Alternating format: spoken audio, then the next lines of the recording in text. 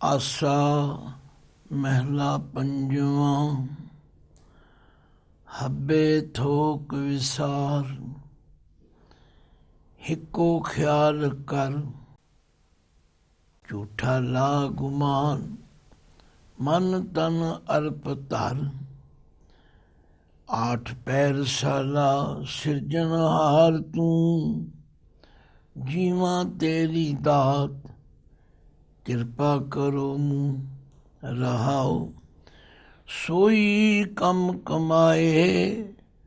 जित मुख उजला, सोई लगे सच। जिस तू दे अल्लाह, जो ना टहंदो मूल। सो कर रास कर, हिको चित वसाए। कदे ना जाए मर, तिन्ना प्यारा राम। जो प्रभ भाणिया, गुर प्रसाद अकथ। नानक वखाणिया। वाहिगुरु जी का खालसा, वाहिगुरु जी की फतेह। कमाल दी लड़ी है कि गुरु पातशाह ने जिथे पहले शब्द विच परमात्मा दे सिमरन करन ते ना करन वालियां दी हालत उत्ते रोशनी पाई ते सानू बेनती करन दी जाच भी सिखाई। भाई ये बेनती करी, तेरी टेक गोविंद गोपाल दयाल प्रभ। पर नाल ही अगले शब्द विच किरपा कर दिती। आखिया किसी कर्म कांडां दे चक्कर विच ना फसियो। जे तुसी सचमुच उस परमात्मा दा नाम सिमरन चाहुंदे हो, फिर सिमरन करो, फिर कर्म कांडां विच ना पाओ। सारी गुरबाणी सानू कर्म कांडां तो बचाउण दी गल कर रही, क्योंकि करम धर्म पाखंड जो दीसें। तिन जम जागाती लूटै, निर्वाण कीर्तन गावो करते का।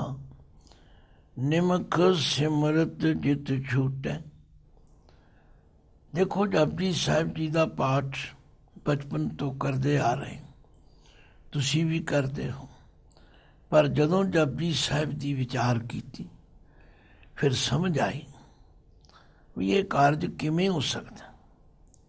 ते गुरु नानक पातशाह ने एक तत्त कढ़िया। आखिया, हे अकाल पुरख वाहिगुरु, जिसनों बख्शे सिफत साला। नानक पातशाही पातशाह। जिसनों परमात्मा तुसी अपनी सिफत सलाह की दात दिंदे हो, वो पातशाहां दा पातशाह। हुण इस गल दे सूक्ष्म नुकते नूं समझण दी लोड़। कर्म कांडां दा रस्ता बड़ा लंबा है ते जिहड़ा प्रेमा भगती वाला रस्ता है वह बड़ा सुखैन। सारे भगतां ने इको ही गल कही, हे बंदे,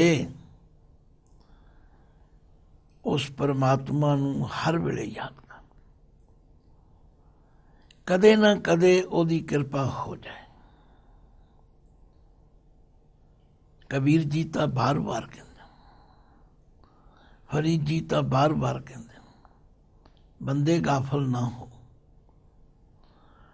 अठे पैर उस परमात्मा के चरणों में अरदास करेगा। आ 2-3 दिन होए एक गुरु के प्यारे गुरसिख कथावाचक सचखंड श्री हरमंदिर साहिब तो आए हुक्म की विचार कर रहे थे। उन्होंने बड़ी खूबसूरत गल कही। कहने लगे, देखो उद्यम तो करना चाहिए। जिमें हुण सावन का महीना है, ਬ੍ਰਿਛ ਆਰੋਪਣ ਹੋ ਰਹੇ ਨੇ, ਜਗ੍ਹਾ ਜਗ੍ਹਾ ਤੇ ਦਰਖਤ ਲਾਏ ਜਾ ਰਹੇ ਨੇ, ਬਾਗ ਲਾਏ ਜਾ ਰਹੇ ਨੇ। ਇਸ ਮਹੀਨੇ ਵਿੱਚ ਜਿਹੜੇ ਬੂਟੇ ਲੱਗ ਜਾਣਗੇ ਉਹ ਧਰਤੀ ਦੇ ਨਾਲ ਜੜ੍ਹਾਂ ਉਹਨਾਂ ਦੀਆਂ ਜੁੜ ਜਾਣਗੀਆਂ, ਤੇ ਜਿਹੜੇ ਇੱਕ ਵਾਰੀ ਧਰਤੀ ਨਾਲ ਜੁੜ ਗਏ ਫਿਰ ਲਾਜ਼ਮੀ ਤੌਰ 'ਤੇ ਉਹ ਪ੍ਰਫੁੱਲਤ ਹੋਣਗੇ, ਉਹਨਾਂ ਨੂੰ ਫੁੱਲ ਵੀ ਆਉਣਗੇ, ਉਹਨਾਂ ਨੂੰ ਫਲ ਵੀ ਆਉਣਗੇ। ਸੱਚਮੁੱਚ ਇਸੇ ਤਰ੍ਹਾਂ ਇਹ ਜਿਹੜਾ ਸੰਗਤ ਵਿੱਚ ਆਉਣਾ ਤੇ ਸਿਮਰਨ ਕਰਨਾ, ਇਹ ਹੈ ਉਦਮ। ਸਾਰੀ ਗੁਰਬਾਣੀ ਕਹਿੰਦੀ ਹੈ ਤੁਸੀਂ ਹੋਰ ਕਰਮ ਕਾਂਡਾਂ ਵਿੱਚ ਨਾ ਪਵੋ, ਨਾ ਪੁੱਠੇ ਲਟਕੋ, ਨਾ ਧੂਣੀਆਂ ਤਾਪੋ, ਨਾ ਜਲ ਧਾਰੇ ਕਰੋ। ਇਹ ਬੜਾ ਔਖਾ ਕੰਮ ਜੀ, ਇਹ ਬੜਾ ਲੰਬਾ ਰਸਤਾ ਜੀ। ਸੌਖਾ ਰਸਤਾ ਫੜੋ। ਉਹ ਕਿਹੜਾ? ਆਠ ਪੈਰ ਸਾਲਾ ਸਿਰਜਣਹਾਰ ਤੂੰ। ਉਸ ਪਰਮਾਤਮਾ ਨੂੰ ਜਿਹੜਾ ਤੇਰਾ ਤੇ ਮੇਰਾ ਸਭ ਦਾ ਸਿਰਜਣਹਾਰ ਹੈ, ਉਹਨੂੰ ਅੱਠੇ ਪੈਰ ਯਾਦ ਕਰਿਆ ਕਰ। ਕਈ ਫਿਰ ਕੀ ਕਹਿਣਗੇ, ਫਿਰ ਗੁਰਦੁਆਰੇ ਬੈਠੇ ਰਿਹਾ ਕਰੀਏ। ਨਹੀਂ ਨਹੀਂ ਭਾਈ, ਗੁਰੂ ਨੇ ਕਿਧਰੇ ਕਿਰਤ ਕਰਨ ਤੋਂ ਨਹੀਂ ਰੋਕਿਆ। ਗੁਰੂ ਨੇ ਤੇ ਸੌਖਾ ਤਰੀਕਾ ਦੱਸਿਆ। ਜੇ ਪ੍ਰਸਾਦ ਬਸੈ ਸੁਖ ਮੰਦਰ, ਤਿਸੇ ਧਿਆਏ ਸਦਾ ਮਨ ਅੰਦਰ।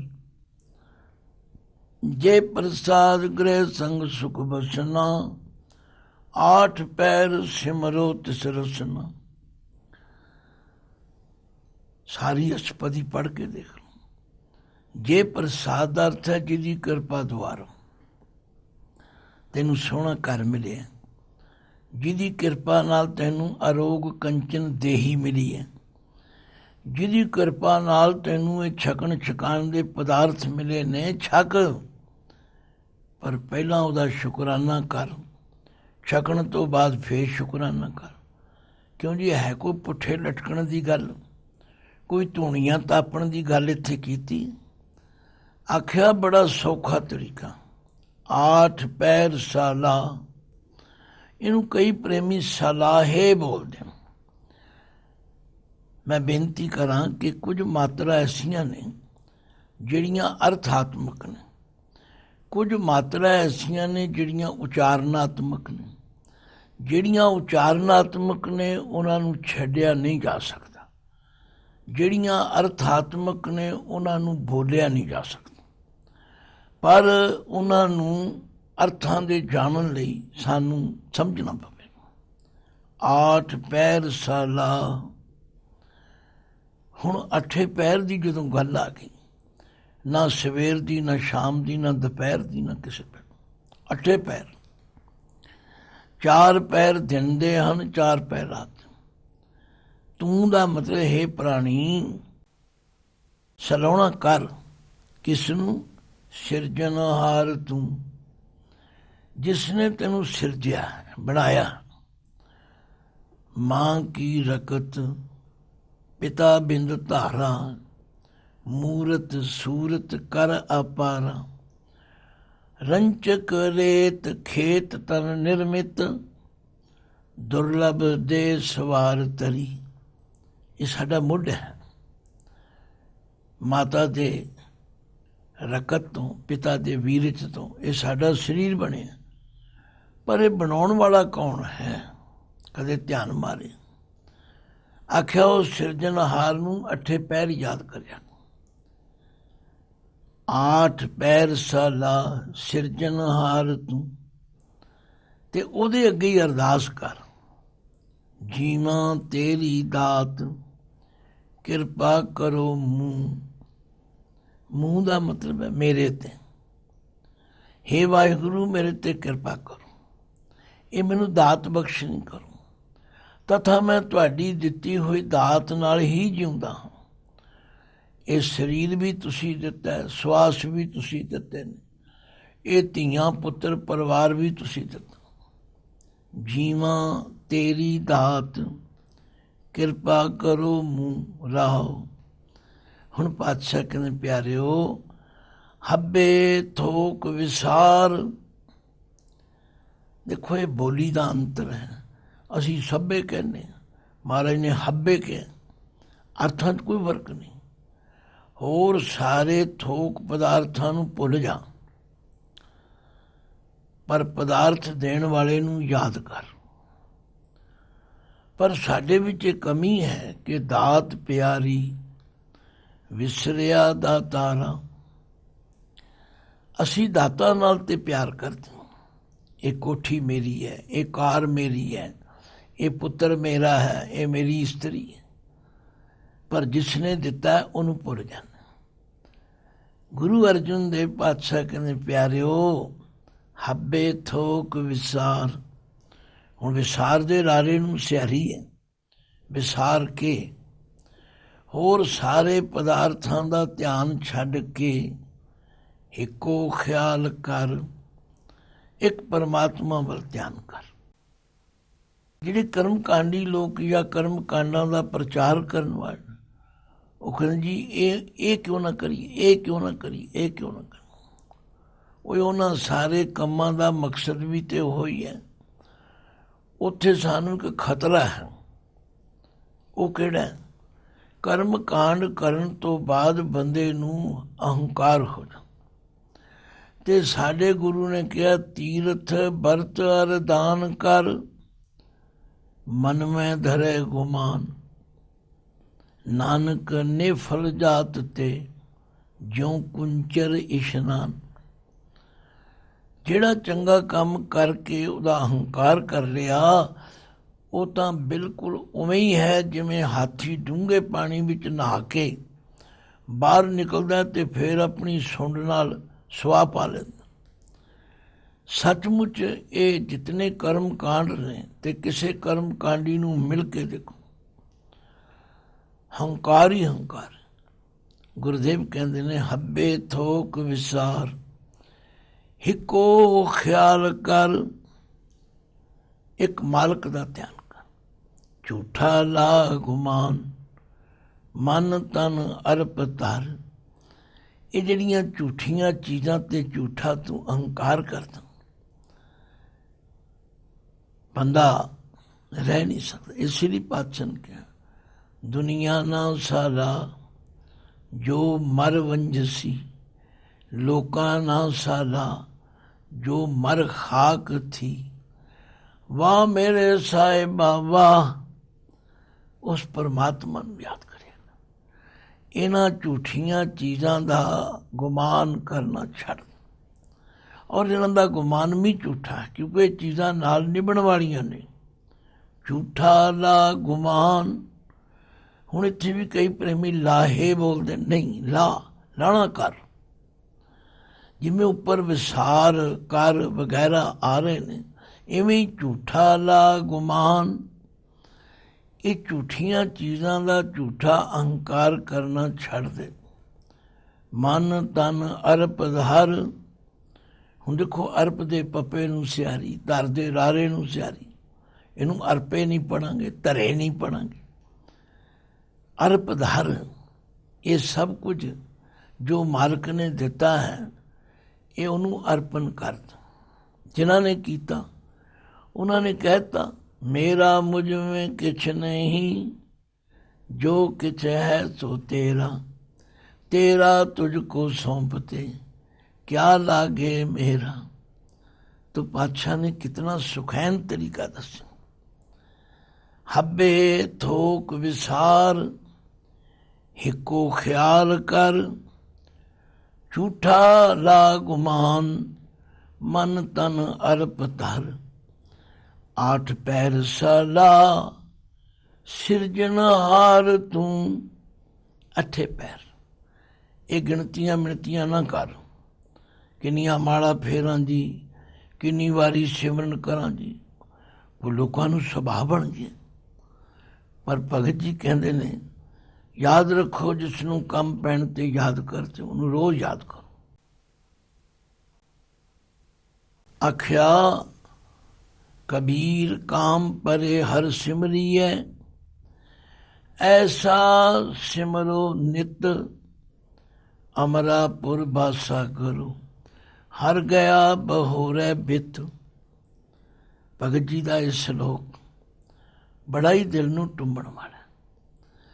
ਆਖਿਆ ਜਿਸ ਨੂੰ ਕੰਮ ਪੈਣ ਤੇ ਯਾਦ ਕਰਦੇ ਹੋ, ਅਰਦਾਸ ਕਰੋ ਜੀ, ਪਾਠ ਕਰੋ ਜੀ, ਭਾਈ ਉਹਨੂੰ ਨਿਤ ਯਾਦ ਕਰੋ। ਨਿਤ ਯਾਦ ਕਰਨਾ ਕੀ ਹੋਵੇਗਾ? ਉਹ ਪਰਮਾਤਮਾ ਤੁਹਾਡਾ ਕੰਮ ਤੇ ਸਵਾਰੇਗਾ ਹੀ। ਪਰ ਜੇ ਨਿਤਾ ਪ੍ਰਤੀ ਯਾਦ ਕਰੋਗੇ, ਅਮਰਾਪੁਰ ਵਾਸਾ ਕਰੋ, ਫਿਰ ਤੁਹਾਡਾ ਵਾਸਾ ਅਮਰਾਪੁਰੀ ਚ ਹੋ ਜਾਏ। ਭਾਵ ਉਸ ਅਵਸਥਾ ਤੇ ਟਿਕ ਜਾਓਗੇ ਜਿੱਥੋਂ ਕਦੇ ਮਰਨਾ ਨਹੀਂ ਪਏਗਾ, ਭਟਕਣਾ ਨਹੀਂ ਪਏਗਾ। ਤੇ ਉਹ ਜਿਹੜਾ ਗੁਆਚਾ ਹੋਇਆ ਸ਼ੁਭ ਗੁਣਾਂ ਦਾ ਧਨ ਹੈ, ਉਹ ਵੀ ਵਾਪਸ ਆ ਜਾਏ। ਕਬੀਰ ਕਾਮ ਪਰੇ ਹਰ ਸਿਮਰੀਐ, ਐਸਾ ਸਿਮਰੋ ਨਿਤ, ਅਮਰਾਪੁਰ ਬਾਸਾ ਕਰੋ, ਹਰ ਗਿਆ ਬਹੋਰੈ ਬਿਤ। ਹਰੀ ਤੁਹਾਡਾ ਸ਼ੁਭ ਗੁਣਾਂ ਦਾ ਗੁਆਚਾ ਹੋਇਆ ਧਨ ਵੀ ਵਾਪਸ ਕਰਦਾ। ਭਾਵ ਤੁਹਾਡੇ ਵਿੱਚੋਂ ਸਾਰੇ ਗੁਣ ਆ ਜਾਣ ਜੋ ਪਰਮਾਤਮਾ ਵਿੱਚ ਸੀ। ਮੈਂ ਇਹਨੂੰ ਬਹੁਤ ਵਿਸਥਾਰ ਨਾਲ ਸਮਝਿਆ ਕਿ ਜਿਵੇਂ ਅਸੀਂ ਛੋਟੇ ਬੱਚੇ ਨੂੰ ਕਹਿ ਦਿੰਦੇ ਹਾਂ ਜੀ ਇਹ ਰੱਬ ਦਾ ਰੂਪ ਹੈ, ਤੇ ਬੱਚੇ ਤੇ ਅਸੀਂ ਸਾਰੇ ਹੀ ਸੀਗੇ ਤੇ ਸਾਰੇ ਹੀ ਰੱਬ ਦਾ ਰੂਪ ਸੀ।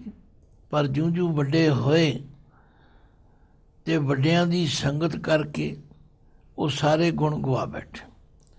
ਹੁਣ ਅਸੀਂ ਧੜੇਬਾਜ਼ ਬਣ ਗਏ, ਹੁਣ ਅਸੀਂ ਪਾਰਟੀ ਬਾਜ਼ ਬਣ ਗਏ, ਹੁਣ ਅਸੀਂ ਵਿਕਾਰੀ ਬਣ ਗਏ।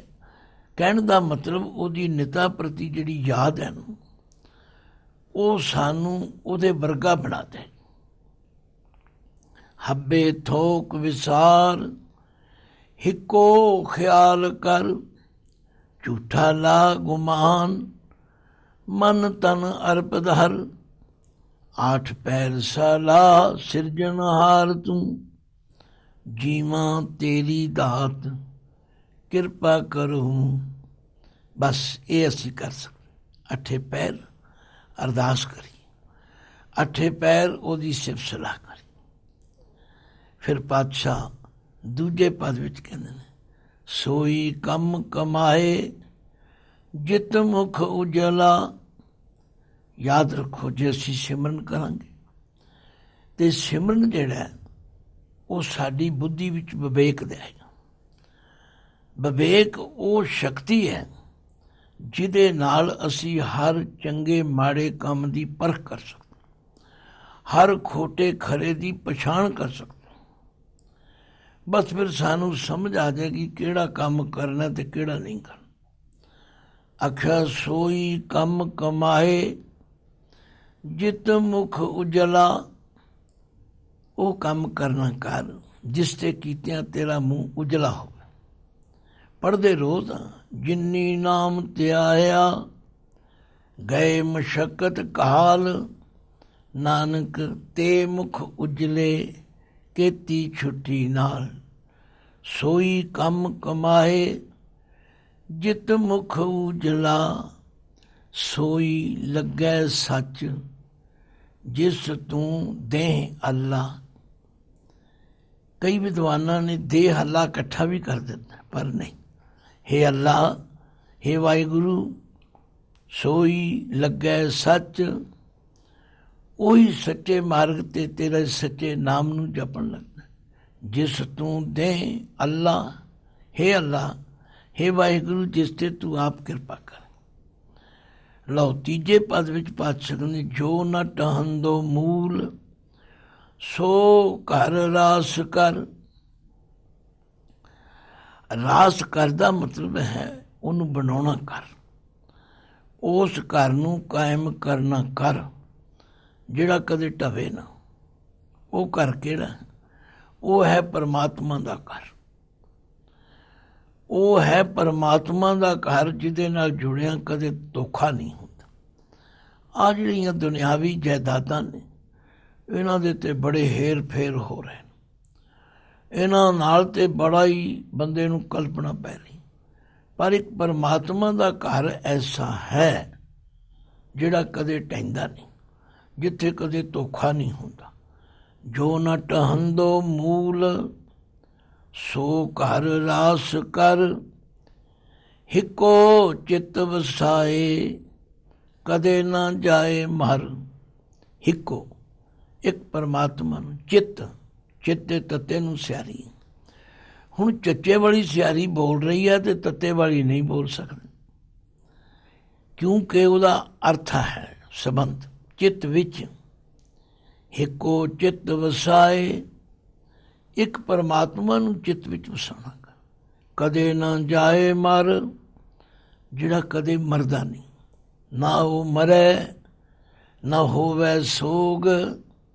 ਦੇਂਦਾ ਰਹੇ ਨ ਚੁੱਕੈ ਭੋਗ, ਗੁਣ ਇਹੋ ਹੋਰ ਨਾਹੀ ਕੋਏ। ਨਾ ਕੋ ਹੋਆ ਨਾ ਕੋ ਹੋਏ, ਜੋ ਨ ਟਹੰਦੋ ਮੂਲ, ਸੋ ਘਰ ਰਾਸ ਕਰ। हिको चित वसाए, कदे न जाए मर। तिना प्यारा राम, जो प्रभ भाणिया। आख्या उन्हां दे हिरदे विच ਉਹ ਰਾਮ ਪਿਆਰਾ ਲੱਗਣ ਲੱਗ ਪੈਂਦਾ, ਜਿਹੜੇ ਪ੍ਰਭੂ ਨੂੰ ਚੰਗੇ ਲੱਗਦੇ, ਤਥਾ ਜਿਹੜੇ ਪ੍ਰਭੂ ਦੀ ਰਜ਼ਾ ਵਿੱਚ ਰਾਜ਼ੀ ਰਹਿੰਦੇ। ਸਾਧ ਸੰਗਤ, ਅਸੀਂ ਗ੍ਰਸਤੀ ਹਾਂ, ਕਿਸੇ ਦੇ 2 ਨਿਆਣੇ, ਕਿਸੇ ਦੇ 4 ਨਿਆਣੇ, ਪਰ ਉਹ ਨਿਆਣਾ ਬਹੁਤ ਚੰਗਾ ਲੱਗਦਾ ਜਿਹੜਾ ਆਗਿਆਕਾਰੀ ਹੋਵੇ। ਉਹ ਨਿਆਣਾ ਬਹੁਤ ਚੰਗਾ ਲੱਗਦਾ ਜਿਹੜਾ ਸਾਡੀ ਇੱਛਾ ਦੇ ਮੁਤਾਬਕ ਚੱਲੇ। ਸੱਚਮੁੱਚ ਇਸੇ ਤਰ੍ਹਾਂ ਜਿਹੜਾ ਪ੍ਰਭੂ ਨੂੰ ਭਾ ਜਾਏ ਉਹ ਰਾਮ ਨੂੰ ਪਿਆਰਾ ਲੱਗਦਾ, ਤੇ ਉਹਨੂੰ ਫਿਰ ਰਾਮ ਵੀ ਪਿਆਰਾ ਲੱਗਦਾ। ਤਿਨਾ ਪਿਆਰਾ ਰਾਮ, ਜੋ ਪ੍ਰਭ ਭਾਣਿਆ।